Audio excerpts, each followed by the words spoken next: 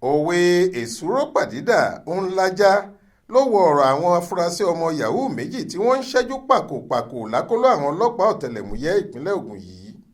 ọ̀sẹ̀ tó lọ lọ́hùn-ún ni alukoro àwọn ọlọ́pàá ìpínlẹ̀ náà SP Abímbọ́lá Oyèyẹmí fi àtẹ̀jáde kan léde pé ọwọ́ àwọn ti bá àwọn ọmọ Yahoo tí wọ́n jí ara wọn gbé torí owó. wọ́n ní wọ́n lu ẹnìkan nílùú òyìnbó ní jìbìtì owó tabua mílíọ̀nù 26 náírà lówó náà tí wọ́n bá ṣẹ́ sí owó ilẹ̀ wa. níjà bá dé láàrin wọn, wọ́n sì jí ọ̀kan nínú ara wọn gbé. ibẹ̀ làṣírí wọn ti tú. Aláròyé bá àwọn afurasí méjèèjì tó wà lákọlò ọlọ́pàá sọ̀rọ̀ nínú ìfọ̀rọ̀wánilẹ́nuwò kan láìpẹ́ yìí. ọ̀kọ̀ọ̀kan wọn ló jẹ́wọ́ iṣẹ́ ibi tí wọ́n ṣe ọ̀hún. ẹ gbọ́ ohun tí wọ́n sọ. Kí lorúkọ yín? Usman Arun. Mo lẹ́ ń gbé. Mo gbé ní Òdìrẹ̀mọ. Ọmọ bo ní ọmọ. I'm from Kogi State, Igala. Iṣẹ́ wo lẹ ṣe ní ibi tá ń gbé? Ọ̀dọ̀ kò ń ṣe pé ibẹ̀ náà mo wà permanently. Mo ń shuttle between Ìkòròdú to Òdìrẹ̀mọ. Kí lẹ ṣe? Mo lẹ ṣe ní Ìkòròdú, mo lẹ ṣe ní. Ìkọ́ ló ṣẹlẹ̀ ní pé mo lọ sí mọ́ mi ní fish pond so àjọ manager. Níbo? Ní Ìkòròdú Ládàmú. Ìkòròdú ni mọ́mí wà. Bẹ́ẹ̀ni. Kí ló sọ yín dèrò àhámọ́?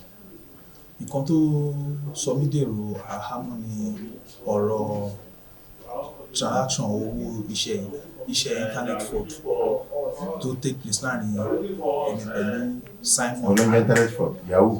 Bẹ́ẹ̀ni, tó take place láàrin èmi pẹ̀lú Simon pẹ̀lú àwọn méjì mìíràn Yellow àti Prince. Simon ló ní middleman transaction náà, òun ló mọ Yellow àti Prince. A ti ṣe iṣẹ́ kan síwájú sẹ́yìn nínú oṣù November, oṣù kọkànlá, tí ó jẹ́ $2,550 tí everything dẹ̀ lọ successfully. Mo credit wọn ní owó wọn tí mo dẹ̀ tún fún Simon ní owó gbà pé kóun náà gbà títí. So gbogbo tó kọ́ jáde bẹ̀rẹ̀ $1,275,000. Mo dẹ̀ fún Simon ní $90,000. Mo kóun náà gbà lábẹ́ owó títí. Lẹ́yìn ìgbà yẹn ni ó ṣe àwọn transaction mi wà ní nǹkan bíi December. Transaction tó wá ní December was $35,970. Ìgbà tó mú transaction yẹn wá, ó sẹ́ndẹ̀. Kò ń ṣe pé owó náà kò ń ṣe pé ọwọ́ mi máa ń bọ́ sí direct. Èmi náà níyàn ní ilẹ̀ òkè òkun tó owó náà máa dé, tí owó náà máa dé sí lọ́wọ́. Tẹ́ni náà bá ṣètò wá gbọ́ owó náà, ẹni ẹ ṣe máa sọ di Bitcoin, àwọn sẹ́ndẹ̀ sí mi, ẹni ṣe máa sọ di náírà. So ìgbà tó sẹ́ndẹ̀ owó náà sí ẹni náà nílùú òyìnbó, ẹni ẹ gbà. Òyìnbó yẹn mo bá sọ̀rọ̀, òyìnbó tí mi bá sọ̀rọ̀ nígbà tó òyìnbó náà gbà. Òyìnbó yẹn ọjọ́ tó ìbò deposit check yẹn, the following day owó yẹn wà available. But àmọ́ kó tó jẹ́ pé wọ́n hold owó yẹn nítorí owó yẹn pọ̀ jù fún láti ìgbàkúgbà owó bẹ́ẹ̀ rí. Kó tó hold owó yẹn, she was able to withdraw the sum of $2,000 tó fi ránṣẹ́ sí mi. $2,000 tó fi ránṣẹ́ sí mi. Tèmi pẹ̀lú àwọn Simon jọ pín. Lẹ́yìn ìgbà yẹn ni mo ṣe àmọ̀ pé báwo lẹ ṣe yọ pín? mo send 1.1 sí wọn. Mo send $2,000 yẹn because ṣe ń pé $2,000 yẹn rate ti is $550. So ní ẹ fi ṣe sí náírà. Bẹ́ẹ̀ni, which is èlò ní gbogbo ẹ̀ wá jẹ́? 1.1 mo send sí wọn. 550 times 2,000 is 1.1 òun mo send sí wọn. So nǹkan tó wá ṣẹlẹ̀ ní pé ìgbà tí ó máa di mo múnú ẹ̀ rate lè máa fún èmi ní personal rate tí màá fún ẹ. So commission orí rate yẹn tọ̀dọ̀ tí. I'm not percentage with them. Okay. So I deal with them on rate. Okay. So nǹkan tó wá ṣẹlẹ̀ ní pé òyìnbó yẹn ìgbà tó máa dín pé ilẹ̀ ọjọ́ kejì máa mọ́, lẹ́yìn ìgbà owó yẹn wà available ní ọjọ́ Tuesday. Ó ṣàfihàn mo fi tí wọ́n ránṣẹ́ tí wọ́n gbà tó máa dọwọ́ rọ̀lẹ́. Ó sọ pé báńkì pé wọ́n held owó yẹn, wọ́n hold owó yẹn for further investigation due to rate of crime in the banking system and again nílùú òyìnbó lọ́dọ̀ wọn lọ́wọ́. So wípé wọn ò dẹ tí rí irú transaction báyìí rí so wọ́n carry out investigation bóyá payment yẹn ó wà legitimate àtọ́ ṣáà pé wọ́n ní pé a máa ní láti dúró fún 5 working days 5 working days yẹn 5 to 7 working days so bank wa fún ní date pé December 20 wọ́n máa get back sí so tí owó yẹn bá wà legit pé wọ́n máa lift hold tó wà lórí owó yẹn tó bá dẹ̀ wà legitimate so wọ́n máa pay for further investigation bàtí gbogbo àṣà dúró mò ń béèrè lọ́wọ́ pé ṣẹ́ṣọ́ ń pé owó yìí kíní wà legitimate wọ́n àṣọ pé kí n máa wọ̀ pé wà legitimate kíní yẹn pẹ̀lú kan tó yẹ pé ó fà á tí owó yẹn fi pẹ́ ìdí ara àwọn kan tó fà á tí owó yẹn fi pẹ́ kí tó bẹ̀rẹ̀ sí máa credit wọn lówó òun yẹn so we waited for 5 working days ìgbà tó máa dé on the 20 wọ́n lift held on the 20 ìgbà tí òyìnbó yẹn mo ṣáà ní kókó ògùn ìgbà tó wọ́n ní pé kò sí held nínú report release owó wọ́n ní kó yọ 2,000 under 2,000 lọ́jọ́ yẹn just to know if the money is truly available ó yọ under 2,000 mo credit wọn ní under 1.1 by ṣe ní first time yẹn so gbogbo tí mi ti credit di 2.2 ìgbà tó máa ń di ilẹ̀ àárọ̀ ọjọ́ Tuesday lọ́ndì 20 mo sọ fún mo instruct pé wá owó yìí lọ yọ 20,000 bẹ́ẹ̀ lọ ṣe sí inú cryptocurrency platform kan káfíra cryptocurrency which is $20,000 ìgbà tó dẹ̀ ṣe gbé kó fi ra cryptocurrency ó ṣe that was very late in their time bank wọn ti close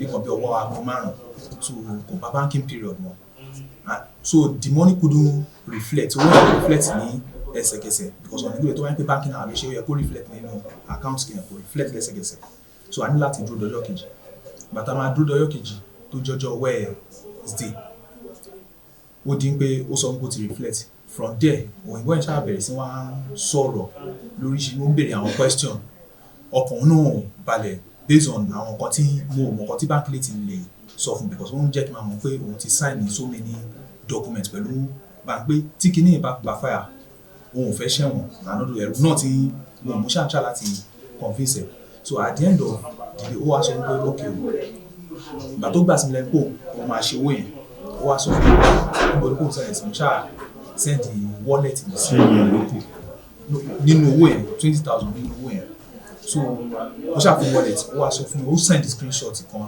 sí app yẹn sọ app yẹn gbogbo dúró fún 72 hours nítorí pé ó change password app yẹn gbé ó wà temporarily suspended for 72 hours so bí ó ṣàyè sọ yẹn lọ́jọ́ yẹn ó wá di pé ó ṣàsọ fún àwọn Simon pé kọ́ ní sùúrù pé kàn bá ẹ̀ṣẹ̀ báwọn Simon ṣe gbéra láti ọ̀dọ̀ wọn lẹ́kọ̀ọ́ pẹ̀lú Yellow àti Prince wọ́n gbéra ń bọ̀ wọ́n pè mí láago 10 káwọn ń bọ̀ wá sọ́dọ̀ mi ní Ṣàgámù wọ́n á ní pé ẹ ṣe dúró di àárọ̀ ọ̀la kẹ́ máa bọ̀ why so late ó ṣàdé wọ́n ní pé rárá ń pa àwọn bọ̀ lálẹ́ wọ́n á ní pé òkè òun ti gbọ́ àwọn èmi ò ní jáde sí ìtẹ̀bá wà nítorí ẹni tó pa gidi tó ń bọ̀ ní òru ọ̀gànjọ́ wá báyàn mo ò mọ̀ kan tí wọ́n ní lọ́kàn tó fẹ́ wá ṣe ìgbà tó tẹ̀ máa di aago kan lọ́jọ́ ní òru ọjọ́ Thursday wọ́n pè mí pé àwọn ti wà ní Ṣàgámù ẹwà Ṣàgámù aago kan ní pé mo ò lè jáde o gbígbé wọn ní pé kémi máa wọ ní pé kémi send location mo ò gbà mo send location sí i ní ọmọ àrùkọ wá hòtẹ́ẹ̀lì ọ̀sùn sí wọ́n send ibi tí ẹ wà location kì í ṣe location ibi tí mi wà gangan mo ò gbà pé ṣáà ní ìfẹ́ wa dé mi mọ́ lè ní wọ́n á sọ pé kọ́ lọ sùn sí ilé ìtura bí tó bá di àárọ̀ àmàmà ìlera ìgbà tí dẹ́dẹ́ mọ̀ ó tó mú pé ìbòlẹ̀ wa ẹ máa bọ̀ ń Ṣàgámù ẹ máa bọ̀ ń gbòòrò Ṣàgámù wọ́n ní pé rárá pé orílẹ̀ mọ́ làwọn wà orílẹ̀ mọ́ ẹ̀ kẹ̀dẹ̀ ní ìgbà tóun pẹ̀lú Prince ti fìgbà kan wá bẹ̀rẹ̀ ó ti sọ fún mi pé òun wá sórílẹ̀ mọ́ lọ́dọ̀ babaláwo pẹ̀lú Prince rí ṣáà ní pé ó kì í pé ibi next two kankan náà mo ní next two jìnnà sí ibi tí èmi wà ìyẹn ìgbà interaction yóò ti happen ní ìgbà yẹn pàtó ṣáà dín pé mo pè ń pé kó máa bọ̀ wá sí ìgboro Ṣàgámù ó ní kóun lè wá ó ní kóun ti gbọ́ ó cut kò pè for some time gbà tó yá tó máa pè padà ó ní pé òun lè wá pé èmi ni kí n wá sí ọ̀dọ̀ àwọn lórílẹ̀ mọ́. wọ́n ti bá yín jà lórí ọ̀rọ̀ owó ìṣọ́ àríyànjiyàn ti wà lórí àríyànjiyàn tí ń wà lórí fóònù gbogbo yẹn ń bọ̀ tó yẹ gbéra wọ́n ti ń fún àríyànjiyàn yẹn ń dálé lórí kí ló bí ó ti ń pẹ́ ní kò sí tó kọ́ àwọn pé owó yìí ti pẹ́ ń pé owó àwọn gbọ́dọ̀ ọ̀rẹ́ inú àwọn fẹ́ mọ̀ ń pé wọ́n ṣàtìní pé àríyàn altercation ti wà lórí owó yẹn ìgbà tó dẹ̀ máa dín pé mo máa ń kàn ń pé kọ́ máa bọ̀ wọ́n ní pé àwọn ò lè wá ń pé èmi ni mo wá sórí ilé mọ́ wọ́n á jókòó wọ́n á wò pé àwọn ẹni mo ní kọ́ wá wọ́n ní pé àwọn ò lè wá definitely wọn ò fi save after their own security wọ́n á sọ fún àwọn èèyàn tó wà láyìíká mi àwọn èèyàn á ń pè Usman ibi tó ń lọ yìí ṣó mọ̀ bẹ̀ mo ní mọ̀ ibi tó ń pè lórí ilé mọ́ àwọn ẹni yìí tó pè ẹ́ lálẹ́ àná tó dẹ̀ tún di òru èní tó tún pè ẹ́ ó dẹ̀ tún ní kó wá sí ìgboro Ṣàgámù tó dẹ̀ nípa àwọn ò lè wá ẹ̀ ìwọ náà má dá nìkan lọ báwọn èèyàn kọ̀ọ̀kan náà ṣe tẹ̀lé mi àwọn bí èèyàn mẹ́rin wọ́n tẹ̀lé mi ìkan náà dẹ̀ nípa òun mọ orílẹ̀ mọ́ bí wọ́n ṣe tẹ̀lé mi nìyẹn wọ́n yìí pé báwọn ènìyàn ṣe gbé mọ́tò wọn àìjọ wá sórí ilé ìgbà tó máa dé sórí ilé mọ́ bus stop orí ilé mọ́ ó tó bí 20 minutes kóhun tó jáde sí wa ó ti yẹn pé mo ti pè ní láti mọ́ ìbò ti wá mo ti dé fẹ́ dé olùgbàdàn ìgbà tó máa jáde wá ó jáde wá pẹ̀lú èèyàn méjì ìkànnà èèyàn méjì ìkànnà ọwọ́ ọ̀kadà ọgbọ̀n ọ̀kadà ìkànnà àyè tó lówó ó tẹ̀lé so wọ́n jẹ́ èèyàn mẹ́ta so ọ̀kadà wọn lọ́wájú à ń bọ̀ lẹ́yìn wọn bóyá gbé wa lọ sí shrine ọ̀dọ̀ babaláwo tí wọ́n wà ní ìgbà tá a máa dé shrine ọ̀dọ̀ àwọn babaláwo tí wọ́n bọ̀ ó ṣàdé máa ń wọ ológbó yẹn lọ àwọn ológbó yẹn lọ àwọn ẹni tó tẹ̀lé mi gba akílódé pé ibi bíi inú gbó ni ibi bíi pé níbo lẹ̀ ń gbé olú àwọn yẹn ṣáà ti bẹ̀rẹ̀ sí sọ̀rọ̀ ó ṣàdé mọ́ pé kọ́ ní sùúrù pé a máa dé ibẹ̀ bàtà ṣàdé bẹ̀ on getting there ó ṣàdé pé ariwo fẹ́ bẹ̀rẹ̀ sí máa sọ pé èmi ń bọ̀ asọ́dọ̀ àwọn èmi kó àwọn èèyàn dání lórí owó àwọn pé tó dáa mo ní pé ẹ wo bí tẹ́ gbé mi wá síbi bíi níbi bíi pé báwo ni mo ṣe lè safety mi ṣe wà ṣọ́ mi bí. mi ò fi ṣe o.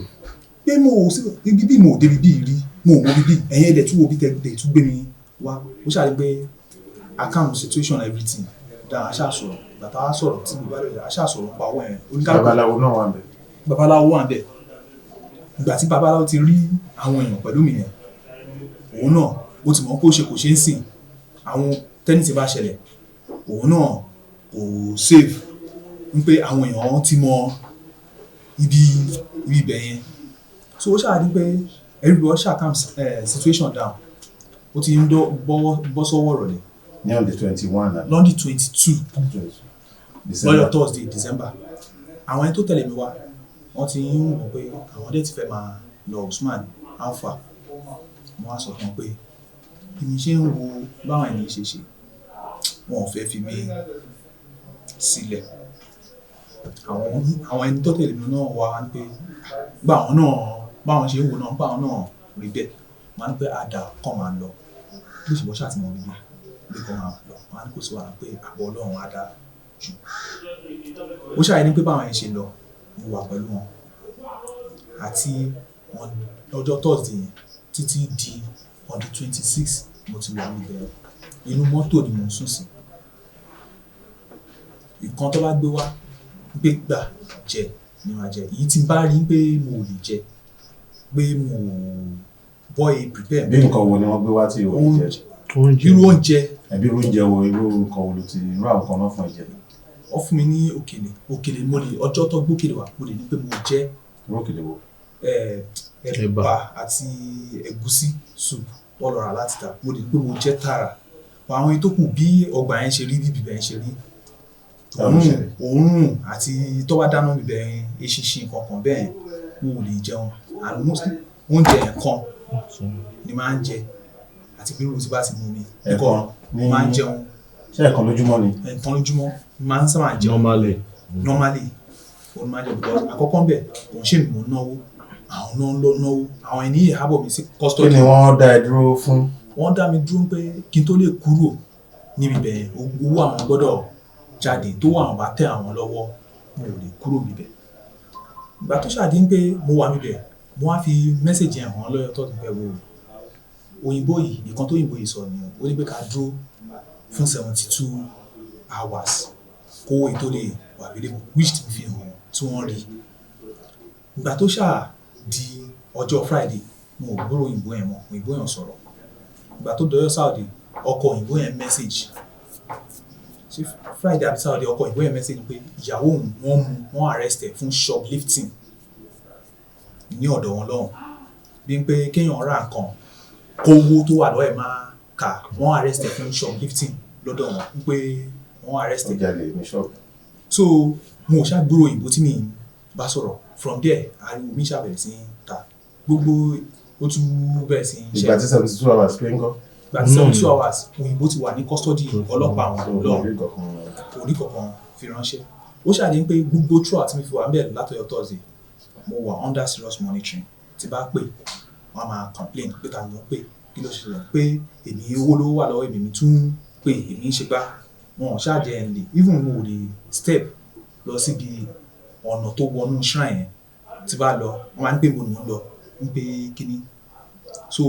ṣé gbogbo náà náà wà pẹ̀lú ẹ̀mẹ́. gbogbo wọn ló wà pẹ̀lú mi débi tó ń pẹ́ ń gbà mí tó bá bẹ̀rẹ̀ lálẹ́ tó bá bẹ̀rẹ̀ sí ń sọ̀rọ̀ máa wà ní òtútù níta gbangba tó tutù máa rọ́ sí mi lára tí wọn bá sùn mo lè sùn kí n tó lè fojú borun wọn ní láti sùn nítorí ọ̀rọ̀ wọn máa bẹ̀rẹ̀ sí máa fara ya lórí owó wọn ń pé àwọn máa ṣe mí léṣe yìí prince tó lo ìyẹn máa ń sọ pé òun máa pa mí tó wọn ò bá jáde ń pé gbogbo eléyìí tí mi ń ṣe ń pé mo ń yọ ọlá ń pa àwọn èèyàn mi mọ mi bí ń pé tó bá yí lórí òun pò máa gbé mi lọ síbi tí mo mọ̀ ṣé ọ lè wà mí wá síbi bẹ́ẹ̀ ó ṣàwà bẹ̀rẹ̀ sí máa sọ̀rọ̀ lóríṣiríṣi títí ó wá dọyọ ọjọ́ Sunday wọ́n á pe bàbá tó bí mi lọ́wọ́ pé sà ẹjọ́ má bìnrin kankan ṣẹlẹ̀ látijọ́ yìí àìmọ̀ tí kankan bá ṣẹlẹ̀ mo wà nínú àhámọ́ báyìí níbi báyìí wọ́n ní pé kí ló ṣẹlẹ̀ mo ní kọ́ máa wọ́n pé mo lè ṣàlàyé torí wọn ò gbọ́dọ̀ mọ̀ pé mo ń pè bí dáàbò máa ń pé ok àwọn máa lọ bá ọ̀nkù mi tó jẹ́ ọlọ́pàá wọ́n drive nítorí driver ní dáàbò mi drive láti Ọjọ́ta lọ sí ọ̀dọ̀ ọ̀nkù yẹn lálẹ́ lọ́jọ́ yẹn ìgbà tí wọ́n máa dọ́dọ̀ ọ̀nkù mi yẹn ṣáà ní wọ́n ṣàbà mi sọ pé mo wà mo ní pé ọ̀nà bàbá wọn ní pé kí n máa ń bó tó bá dára là pé kí n try láti manage kí n pé àwọn tó wà mí ṣe lè fún wọn ní pòkè on the 26 tó jẹ́ Boxing Day wá jẹ́ ọjọ́ birthday babaláwo so babaláwo yẹn kò lọ́lé àtìgbà tí mi ti wà níbi bẹ́ẹ̀ látọ̀yọ́ Thursday babaláwo yẹn lọ́lé ó ń sùn sí wa gbogbo àjọ wọn wà bẹ́ẹ̀ bí babaláwo ṣe ní pé ìní ìbẹ̀dẹ̀ òun lọ́lé fẹ́ lọ ṣe birthday òun ní ilé òun fẹ́ lọ bá yàwó àwọn àtọmọ bí babaláwo ṣe ní pé kí gbogbo àjọ máa lọ sí resident òun nílé òun ìgbà tá máa lọ sí ilé babaláwo gbogbo àṣàjọ débi bẹ́ẹ̀ on getting there mo wà mọ́tò wọ́n place me on serious monitoring nílé babaláwo yẹn náà ó ṣàdé pé wọ́n ṣọ́ mi lápá ń ṣọ́ mi lẹ́sẹ̀ tó bá rí mi pé mo ń pè wọ́n máa ní pé kí ni mo ń pè fún títí tó fi dín pé wọ́n fẹ́ seize fóònù mi àwọn ọmọbìnrin kọ̀ọ̀kan tó wà bẹ́ẹ̀ bóyá ọmọ babaláwo ní àbí family babaláwo àwọn ẹlọ́sàrè gba fóònù pé kọ́ máa wọ̀ ní pé àwọn àgbà fóònù mi dáńpò kò ní pè ó wá nìkan nú àwọn girls yẹn tí mi manage láti na small phone mi fún ní pé kó gbàdá ni bí ó ṣe dín pé tí wọ́n bá ti ń ṣe fàájì lọ tó bá ti ń ṣe fàájì lọ máa rìn sí súnmẹ́yìn tó bá ti wà carry the way máa sọ ń gẹ̀ẹ́ pé kó jòkó fún mi fóònù bí gẹ̀ẹ́ ṣe fún mi ní fóònù mi bí mi ṣe pé ọ̀nkù mi yẹn pé sáà ń pé mo wà under pressure àwọn ẹni yìí ó ti dín pé wọ́n ti ń gbá mi wọ́n ti ń nà mí o bí kò jọ tó rọrùn tó bá ní ẹni nọ́mbà ọlọ́pàá kankan kó sẹ́ndẹ̀ sí mi pé kí ọlọ́pàá wá to my rescue bí ọkùnrin ẹ̀ṣẹ̀ pé kò sí wàhálà nígbà àwọn asẹ́ni pé mo wà safe in the hand of Nigerian police ju ibi tí mi lọ fira mi sí yẹn pé àwọn asẹ́ni nọ́mbà sí mi bọ́ ẹsẹ̀ nọ́mbà ọ́fíìsà tó sí mi ibi ṣe pé ọ́fíìsà yẹn náà kó tó ní pé ọ́fíìsà tó dé ó ti ní pé wọ́n ti bẹ̀rẹ̀ sí nà mí yìí prince ìyẹn ní pé aṣọ tí mi wọ̀ yìí ní pé ó gùn wá bẹ̀ ní pé táwọn bá ti pé pinnu pé nígbè mi ṣògùn sáṣọ yìí nígbè táwọn bá ti pè mọ̀ pọ̀ ń pé ìkan báyìí làwọn fẹ́ ṣe fún mi ṣàdédé ni ọ̀rọ̀ ẹ máa yọ́ mọ́ àwọn nínú ọ̀rọ̀ àwọn òtún ní align papọ̀ mọ́ wípé èmi ń ṣògùn sáṣọ yẹn nígbà aṣọ yìí mo gbọ́dọ̀ bọ́ aṣọ yìí débi boxers mi àti bàtà nígbà àwọn ará aṣọ mi fún mi wọ́n sọ pé láíláí pé mo ò lè bọ́ aṣọ mi báwo máa bọ́ra mi sí òun pé wàá káṣọ mi mo fẹ́ lọ lò ó fi ṣògùn ni àbí kí ni pé mo lè má jẹ́ Yorùbá o bọ̀ ilẹ̀ Yorùbá lọ bí mi sí mo mọ̀ túmọ̀ ìkan tí mo fẹ́ ṣe ó ṣàwádìí pé ó bẹ̀rẹ̀ sí wọn pé láíláí ń pé mo gbọ́dọ̀ báṣọ yẹn ibi tí ó ti ń dọ̀rọ̀ báṣọ ò báṣọ bóyá dín bọ́ wọn ìyá bùbá ṣòkòtò yìí mọ́ mi lọ́rùn wọ́n fẹ́ já mi sí òwò ó ṣàdí bọ́ bẹ̀rẹ̀ sí ó di gbàgbó bóyá dín pé bóyá dìwọ́ ní ṣòkòtò mi àwọn ọlọ́pàá tí wọ́n ń pè mí pé àwọn tí ń wà nítòsí èmi ṣe fà á ní ṣòkòtò pé ọlọ́pàá máa kó gbogbo wa wọ́n rò bóyá eré ni ó ṣáà máa ní láti wọ́ òun àwọn ìtókù ti ń sá sẹ́yìn even ìkan náà fóònù mi sọnù in that process nígbà tó fi aṣọ ẹ̀mọ́ lọ́rùn ó ṣáà wọ àwọ̀ra sẹ́gbẹ̀ẹ́ títì báwọn ọlọ́pàá ṣe wà ní ẹ̀bọ̀ ẹ̀kọ́ wa ibi tí àwọn ìtókù ti rí àwọn ọlọ́pàá níbi táwọn ọlọ́pàá yẹn ti ń shoot báwọn méjì tó kù ṣe sá nìyẹn so àwọn méjì wọn náà sá Prince àti Yellow àwọn méjì sá lórúkọ Prince tẹ́lẹ̀ orúkọ ẹ̀ ló mọ̀ wọ́n lórúkọ Yellow orúkọ ẹ̀ ló mọ̀ wọ́n so ìgbà tó máa mú èmi pẹ̀lú ẹ̀ létà lọ́sẹ̀ tó wá mú girlfriend Prince tó wá sáàárín wa nígbà táwa ní shrine yẹn lọ fún wa arrest yẹn náà pẹ̀lú wa. Ibo ló ti arrest yẹn lójú títì ń bẹ̀. Orí ilé babaláwo gangan ilé babaláwo yẹn súnmọ́ títì ẹgbẹ́ títì ló wà. Ṣùgbọ́n táwọn ọlọ́pàá lọ bẹ̀ lórí. sọ kí ni okòwò yẹn gangan báwo lẹ ṣe níbo ni báwo lówó yẹn ṣe ń jáde báwo lẹ ṣe ń ṣe kí ni ìyàwó yẹn tó fi ń lówó náà. òun ṣèmi ni gbogbo lọ́wọ́ èmi bá yàn fẹ́ píkò mo fẹ́ bá àwọn gbowó mo fẹ́ bá àwọn gbowó kò ṣe mo ní source tó owó ti jáde gangan. ta ló ní source owó ti ń jáde. Prince. òkè ṣóun mọ bí source owó ti ń jáde. òun ló wà láàrin èmi pẹ̀lú Prince. òkè òun gbọ́dọ̀ mọ bó ṣe ń jáde. ìtẹ́ ẹ ṣe lákọ̀ọ́kọ́ tó ní ó succeed ní ìtẹ́ ẹ ṣe ní kìíní so o mọ bówó yẹn náà ṣe jáde. tèmi ní pé kí mi fọ̀ bá wọn pa owó ti rẹ́dì kún lẹ́ẹ̀ bàjẹ́. owó ti rẹ́dì kí ọ̀dẹ̀ sọ owó yẹn kó kọ́ fowó yẹn ránṣẹ́ kówó yẹn lè ṣe kó lè tẹ̀ wá lọ́wọ́ mi bí èmi kẹ̀lẹ̀ ní kílẹ̀ fún wọn ní owó tí wọ́n ní rèétí tí. ṣé o mọ̀ pé Yahoo ni wọ́n ń ṣe. bẹ́ẹ̀ ni sọ.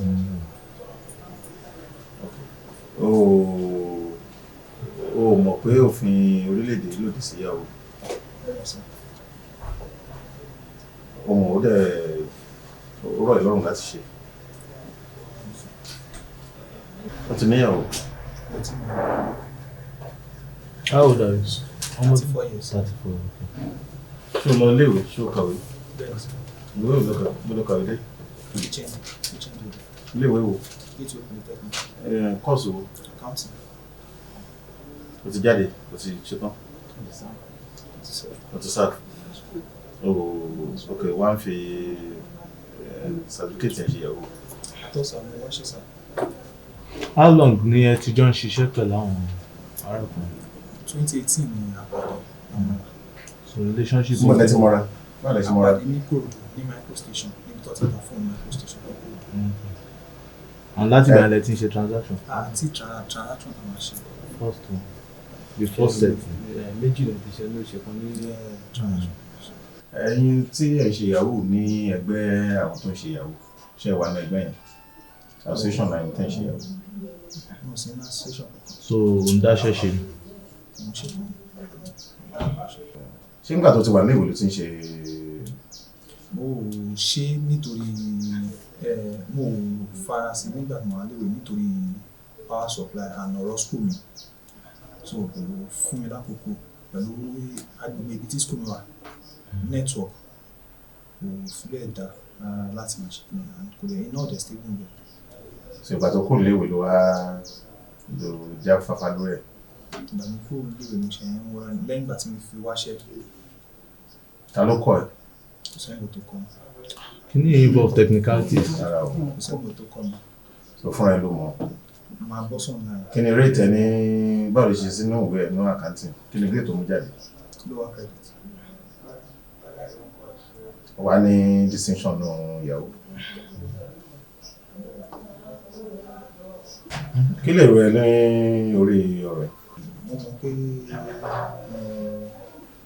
ìkan tí mi ṣe pé ìkan tó kù jẹ́ káàtó ni. So Kí ni ohun tó kù jẹ́ káàtó ń bẹ? pé ìkan tó dá iṣẹ́ ìyàwó pẹ̀lú àwọn kan tí mi ṣe. Ọkọ̀ colleague tẹ́jọ́ ń ṣiṣẹ́ ṣé òpù wà lórí $20,000 ní tó ṣóṣì lè jáde. Ìkan tó ṣẹlẹ̀ tí mo gbóyìnbó ẹ̀ sọ láti ọjọ́ Tuesday tí mo ti fi lé and òun kẹlẹ̀ ní ó gba fóònù nọ́mbà òyìnbó yẹn pẹ̀lú orúkọ òyìnbó yẹn so wọ́n lè máa bá sọ̀rọ̀ lẹ́yìn àwọn tó pẹ́ lè máa bá sọ̀rọ̀ lẹ́yìn so Àṣùgbọ́n òyìnbó yẹn mọ àwọn ìwọ ló mọ̀. wọ́n lè convince tó bá ní gbogbo proof payment yẹn tó bá fún tó bá fi mọ̀ pé òkè ọ̀ lágbàjọ́ báyìí lágbàjọ́ tó bá dẹ̀ di pé ọ̀fun máa ṣe owó báyìí nígbà báyìí owó báyìí tẹ̀ lọ́wọ́. Ṣé ò ran àwọn ọlọ́pàá lọ́wọ́ láti rí àwọn tó sáré? Ọmọlé wọn ò mọ gbọ́ngbọ́n. Anything money.